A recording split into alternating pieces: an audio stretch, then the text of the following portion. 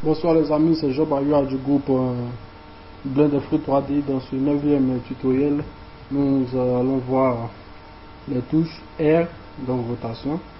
Je vous l'avais dit qu'on allait voir cette touche dans le tutoriel précédent, mais bon, j'ai préféré le mettre dans ce tutoriel-ci.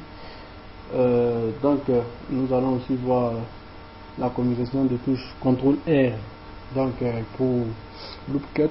Et en bonus, nous allons voir la touche Shift qui permet de sélectionner plusieurs points ou plusieurs objets en même temps. Ok, c'est parti, j'ouvre Blender. Ok, donc le cube de départ est sélectionné. Je me mets en vue de face, touche 1, en mode orthographique, touche 5, donc ça orthographique. Je me mets en mode de modification d'objet, edit mode, je valide, et tous les points sont sélectionnés. Donc on va commencer par la touche R.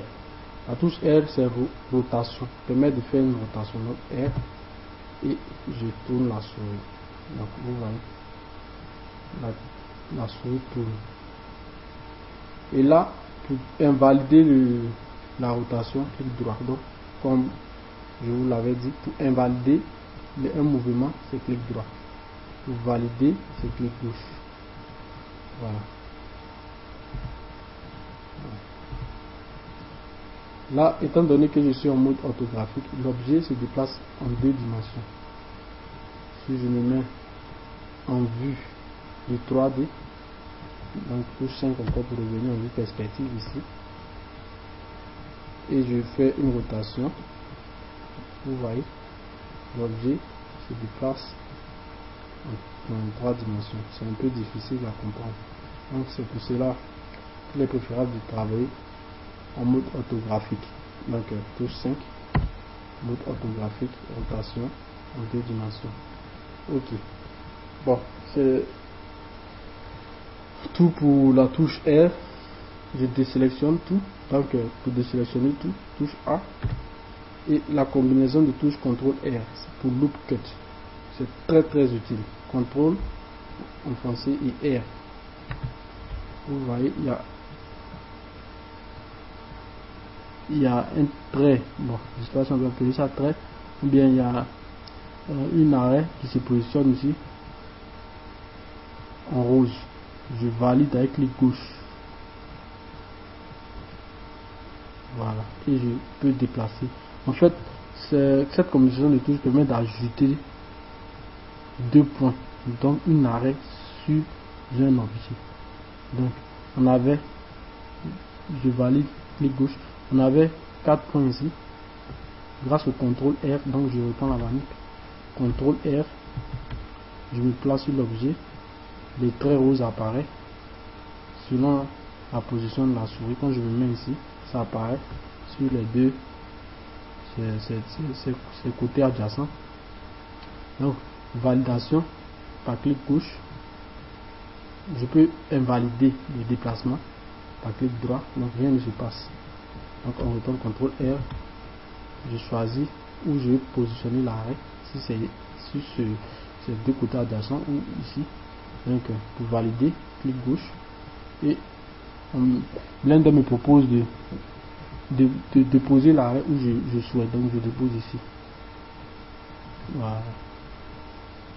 Automatiquement l'arrêt créé est sélectionné. Étant donné que c'est un cube, la fonction CTRL R, donc la combinaison de touches, ajoute cet arrêt sur toutes les faces du cube. C'est ce qui est intéressant, toutes les faces adjacentes. Donc quand je vais passer de l'autre côté, vous allez voir, voilà, on a une arrêt ici, on a une arrêt ici.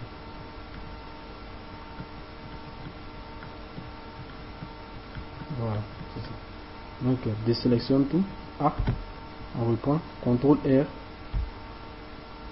dans la vue 3D, CTRL R, et je me positionne sur le côté adjacent où je vais créer ces arrêts. Donc, ici par exemple, et je valide, clic gauche, valide. Ok. Désélectionne, on reprend une dernière fois, CTRL R, clic gauche, valide. Ok. Donc là, le cube de départ s'est transformé en un cube avec plus de points. Voilà. On peut sélectionner. Donc je vous avais promis de vous montrer en plus la fonction, la touche Shift. Donc, la touche Shift, je sélectionne ce point, je maintiens Shift en français et je sélectionne ce point. Donc j'ai les deux points sélectionnés. Je maintiens Shift, j'ai les 3 points, toujours Shift maintenu, ainsi de suite, ainsi de suite, ainsi de suite. Ça me permet de sélectionner plusieurs points à la fois, ainsi de suite. Je peux les désélectionner toujours en maintenant Shift et en cliquant sur le point que je veux les sélectionner. C'est tout pour ce tutoriel. Dans le dernier tutoriel, nous avons modélisé une chaise et une table. Merci bien.